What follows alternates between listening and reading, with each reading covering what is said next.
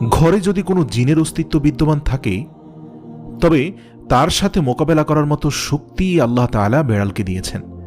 বেড়ালটি জিনের সাথে থাকা নেগেটিভ এনার্জিগুলোকেও শোষণ করে ফেলতে পারে। শুধু তাই নয়, বেড়ালের শরীরে আল্লাহ এমন একটি ব্যাকটেরিয়া দিয়েছেন যা কিনা আমাদের আশেপাশে থাকা সব ধরনের নেগেটিভ এনার্জিকে শোষণ করে নেয়।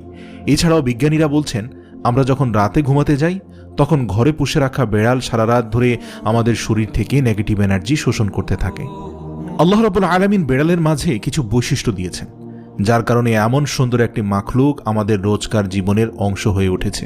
রাসূল সাল্লাল্লাহু আলাইহি সাল্লাম বেড়াল পছন্দ করতেন এবং বেড়াল পালন করার কারণে তিনি তার এক প্রিয় সাহাবীর ছদ্মনাম দিয়েছেন আবু হুরায়রা, যার শাব্দিক অর্থ দাঁড়ায় বেড়ালের পিতা। কেন একজন মুসলিমের বেড়াল পালন করা উচিত? গবেষণা করে জানতে পারা যায়, আজ থেকে ৮,০০০ বছর পূর্বে জঙ্গলের বেড়ালরা খাবারের খোঁজে